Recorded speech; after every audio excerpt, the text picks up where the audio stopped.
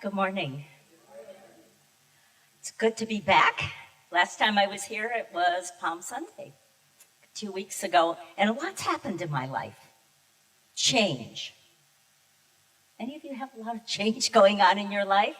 And it's just, yes, Penny understands change. And I'm so grateful to be able to process this with you because my journey, I know there's a lot of journeys out here with each of you, and you could tell me stories that would probably amaze me of the things you've gone through and the changes. And so 2 weeks ago, we talked about how Jesus leaned in, was changing that last week as he entered Jerusalem. And for me, it was a real lesson. It really, because this past couple weeks has been a big change in my life. So I remembered that I was speaking to you guys about it, and of course, I got my lesson. That very day, I spoke to you about leaning on other people. Because our culture, is one that is like, I can do it. I'm just Mr. Tough and Mrs. Tough. And I'm kind of that too. I'm the oldest child, put in charge of everything in my house, as both my parents worked. So I understand the not leaning on. And yet, when we do, it softens us. And so today I'm going to work with the thing that I'm working about, changing my mind about change. And I never thought as many changes would happen so quickly in my life. You're spread out, but sometimes they just aren't. Anybody have that? Where they're not spread out? And it's like, I have now in 3 changes in a row, and I was kind of like, do you believe in that old thing that says, 3 and it'll be done? So I'm kind of like going home and going, no more changes, God. I got the message. I'm practicing my spiritual life. So I'll tell you a little story. It's, the Ringling Brothers, Barnum and Bailey Circus, and some of us are old enough to remember that. And have any of you been down to the Ringling Museum? Oh my gosh, like now.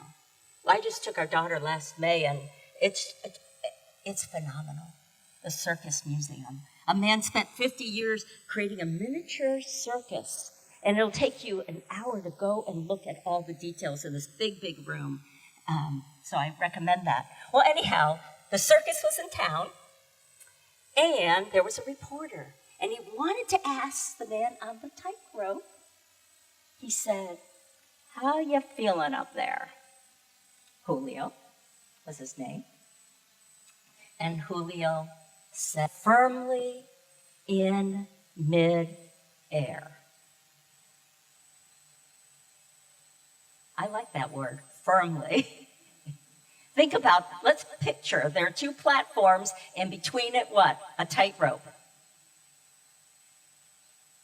Now, sometimes we're on one platform, the first platform, right? And we're kind of like, this is where I want to stay. And we're looking at the other platform like, no way, I'm going over to that part of my life. And situations kind of like, push, and you're on the tightrope. And you didn't think you were prepared for the tightrope. And if you're like me, you went, no, I don't want to leave my platform that's really safe, right? I don't want to leave it. And sometimes we choose, and I've chosen, to get off the platform and move to another platform that didn't look as safe, but my soul had no choice. You ever had that one? It's like you outgrew. This no longer served you, the job, the relationship. Oh, shoot. And you step off, and you're shaking. And you're far from firmly, right, in air. From standing firmly in that place. So that's what I want to talk about today. And is that my husband and I are very different about that walking the tightrope. He seems to enjoy that. And of course, that's why I'm a Unity minister, because I have a lot to learn. Because I don't enjoy it. I want everything safe and ordered. And he's like, yeah, yeah, I'll just step off in this new job and this new direction. And let's say over the 40 plus years now we've been married, he has lost his job maybe 5 times. I can't count how many times. Company got bought out, new executives come in, and he was thrown out, like stuff like that. And one time he got 6 months severance, and he was like, yes, I can play golf. And I'm thinking, no, no, you're going to look for a new job. We have 6 months salary. And his salary is half of our salary. Back then, I was a corporate person, too. And it was kind of half, and we had 3 kids and all those kinds of things. And he's so excited. And he's playing golf all the time. And he actually was looking for a new job. He didn't show it very much. He didn't spend a lot of time on it. But that's because he knows that the universe, God is good to him. And as one of my friends said, he always lands on his feet. And I'm not feeling that exactly. And so he gets a job 1 week before, that starts 1 week before 6 months is over, and he goes, oh, shoot, I lost a week of golf. Gee, that just drives me nuts. I'm more like Moses. And when Moses was told at the burning bush, what he said, God says, free my people. And he's backing away from the bush. No, I stutter. He had all these excuses, right? And that was me when I got put in meditation, a long time ago, that I was to become a Unity minister. Somebody had punched me in the gut because I'm on my little stand, and there's the tightrope, and there's the other side which says Unity minister, and I'm going, wait, I'm a computer techie. I don't like to speak in front of people. I was going to Unity all the time, taking classes, volunteering, loved the church, loved it all, but not that. That's not me.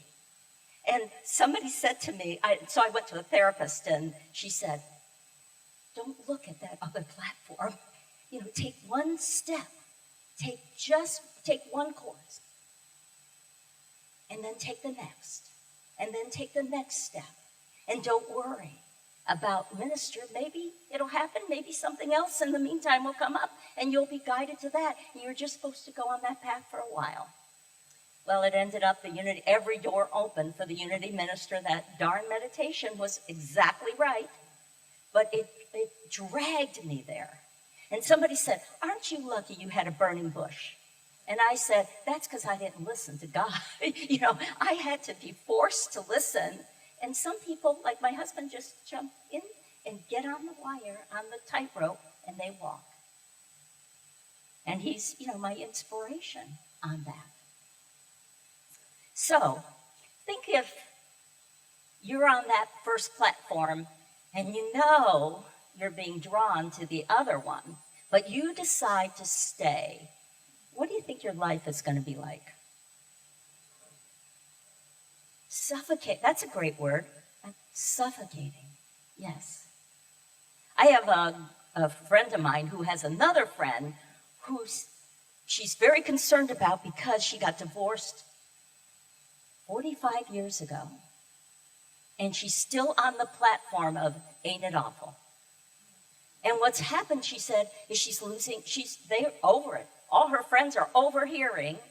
And I thought, oh my gosh, it felt so sad to listen to this story, because here's a person who wouldn't walk with God on that next to the other platform.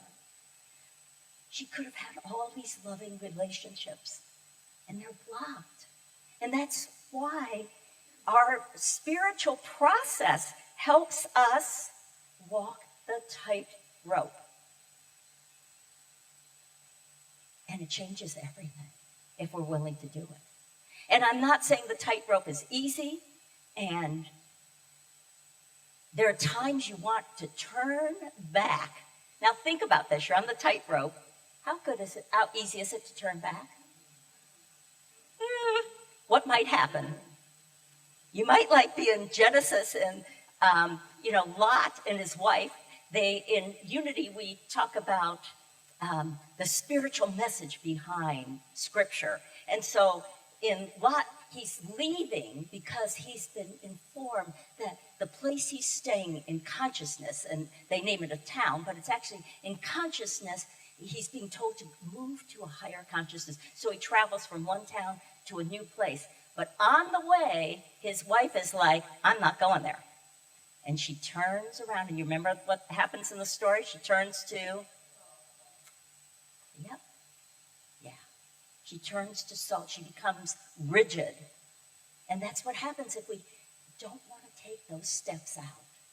But it does require a really strong spiritual journey. So on our tightrope, this is what Paul says in Ephesians. Put off your old nature, which belongs to your former life. Isn't that great? Just exactly. And be renewed in the spirit of your minds, and put on a new nature created after the likeness of God. Wow, that is so powerful. We're being invited to put on that Christ of our being, and so that we can walk a new nature, just like Lot, moving to a new consciousness.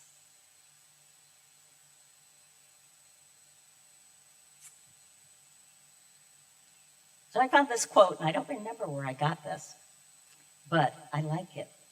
Without meaning, change can be unbearable.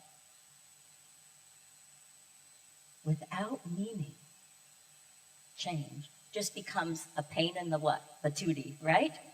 It's just like, why did this happen to me? And we can just sit there and churn. And it's so I was saying that in the last 6 months, my life has done some pretty big changes. And the first one you've heard, so I won't go in lots of detail, but you know my house was flooded. And of course, my first thought was, no, this is not. And then I decided at a point to say, this is my spiritual journey. And not giving meaning to the flood, but what could happen after it? What can happen out of this no that I don't want to do it? And the no was important, and I felt the sun. I kissed my car goodbye as it was being taken out because it had been 4 feet of water in it. You know, like, thank you. And I got to, darn, I love that car, to thank you for the 7 years that you were part of and all the journeys I took. So that's how it switches. It's like, no, and feeling the sadness, feeling the mourning of that. I'm stepping off the platform and on a tightrope of, I don't know how this is all going to work out, but it's going to be a blessing.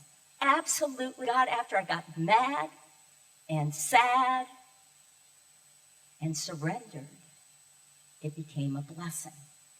And my husband just rolled his eyes at me because every person that came in our house, contractor, in person, I wanted to know their life story and how they were doing.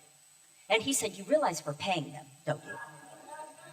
And I can tell you the greatest story. We had people that worked on the beach that were out of their places and now we're working because he was a musician and so now he was putting down our what's it called at the bottom of your, yeah, got it, baseboards. He was putting our baseboards and telling me his story, and he plays guitar and he does this and that.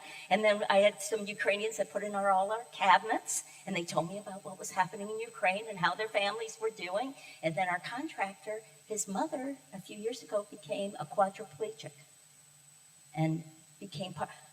Our little story, flood, you start talking to other people, and whoa, everybody had these amazing stories. And it's like, I want this to be and then it became a spiritual journey. Yes, it was a lot of work. My husband and I worked for 6 months. We painted all the walls because we didn't get a painter right away and things like that. And we did stuff and cleaned and over and over. We had 2 floods, actually. Something broke in the house and flooded it again. But the walls were out at that point. But my husband and I know how to use a wetback. We borrowed wetbacks. And we are really good at tugging water out. So 2 weeks. Our house has been together about, maybe a little more than 2 weeks. It got finished. Yay! Celebrate! we're happy. And then my dog's leg went out and she had to have knee surgery. Okay, big dog, knee surgery. So I was like, okay, next thing, right?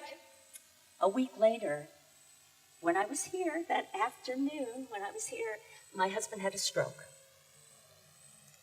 He's fine. He's going to be fine. He's not there yet. But let's just say that I was at that point again where I'm like, how am I going to use this? At first I was, he and I were crying tears because he couldn't recognize pictures. He couldn't put sentences together. He had seizures, and then a heart rhythm that went up to 140 and they couldn't get it down. All these things happened in the hospital. I've been 10 days in a hospital. I've been out now about 3 days, I guess we've been out of the hospital. And I wouldn't miss being here for the world, because that's what I need. I need you guys, to say and to affirm in front of other people, this is my spiritual journey, it belongs. And I looked at him in the worst place where tears are running, pictures, and he doesn't know what a feather is, and he doesn't know what a chair is, and he can't use his right hand.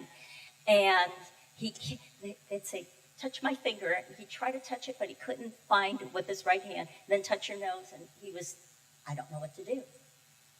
And I'm looking at him and saying, we're going to be all right. I'm with you on this. This has changed my life. I had other plans. But God's in this. I know God is in this. We're going to find it. And the first thing I remembered was that on Palm Sunday, I told you about Jesus leaning in. And I went, I need to lean in. And so I wrote Virginia and said, help.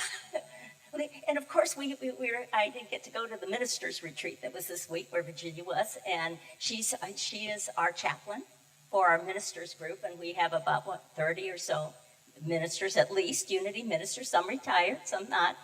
And I said, would you get them praying? And of course she did. And then people, including Cynthia that was here, Reverend Cynthia, I'm getting texts from her. I'm getting texts from all these people. Then all our neighbors were starting, what can I do? How can I let your dog, who is now limping and has one, she can't walk because she has a knee replacement. So all these people, and they're all saying, I'm in prayer with you. I'm in prayer with you. I'm in prayer with you. I speak at my former church, Port Richey, on Easter Sunday. I go back to the hospital. Our son was with him in the morning. He's with them right now, my husband. And they go, it's an Easter miracle. Because for the first time, he was saying clear sentences. He was using his right hand. He reckoned every test. Now, I'm not saying I was determined if that was not the outcome, it was still going to be hard. It was going to be okay with me. Hard, but okay. And it just so happened that on Easter, he was born on an Easter, so there could be some significance there. I said, this could be your Easter, your spiritual birth. But this is our opportunity. Mourn it, be angry, do all the things, and then find God. Find the God. And know you can walk out on that wire. I'm getting emotional. It's been an emotional 10 days in the hospital. And, yeah.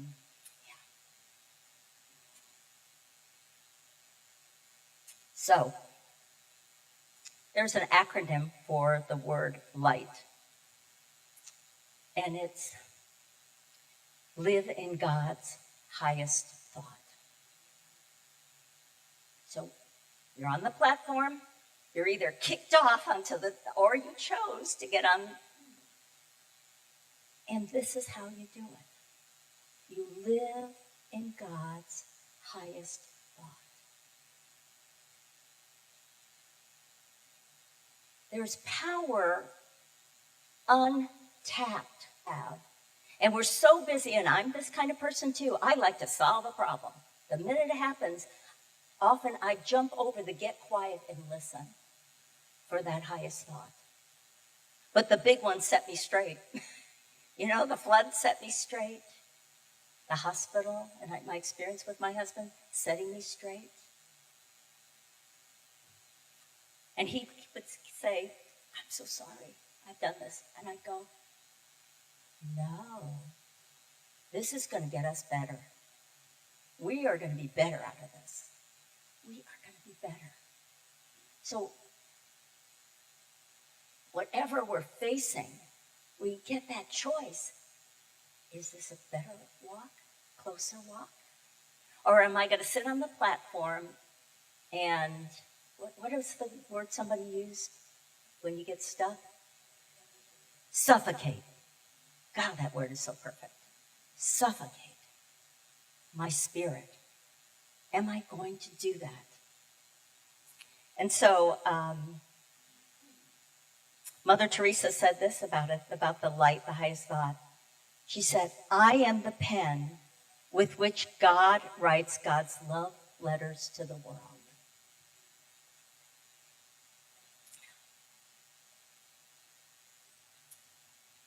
One of my favorite authors, Mark Nepo, has anybody read the book of Awakening or The Exquisite Risk? He talks about,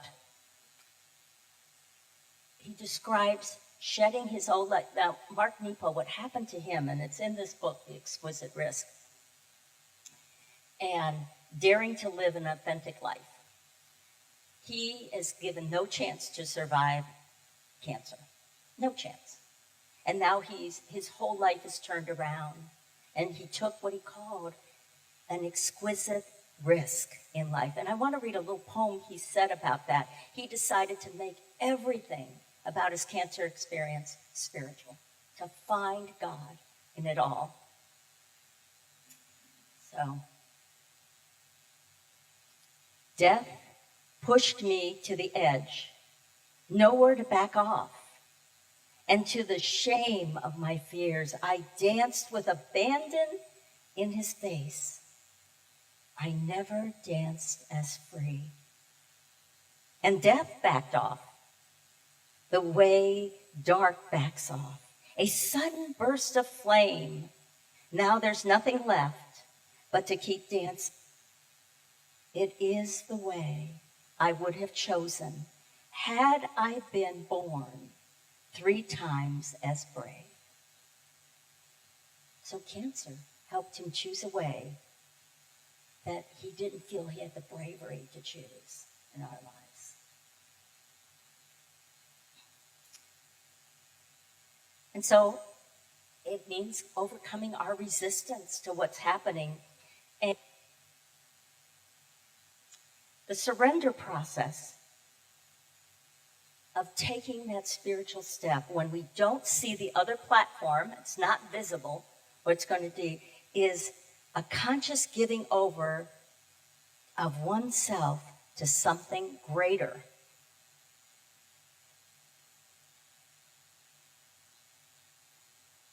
And the Tao Te Ching has this little poem about that we can fight, we can resist, we can make it really hard what's going on, or with great faith and great courage.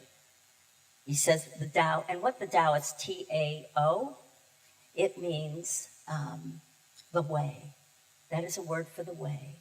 And I call it the path, our walk with God. The Tao of heaven does not strive, and yet it overcomes. It does not speak, and yet is answered. It does not ask. It is supplied with all its needs. It seems at ease, and yet it follows a plan. In the book I was reading that had the Tao Te Ching, it says this commentary.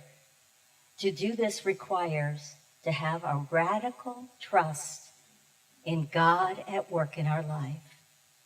As we embrace this trust, we find the very force that shook our world, that caused it to collapse around us. The force that we at first resisted, then gradually accepted, and now aligned with, was the very force that brought us home to our true self.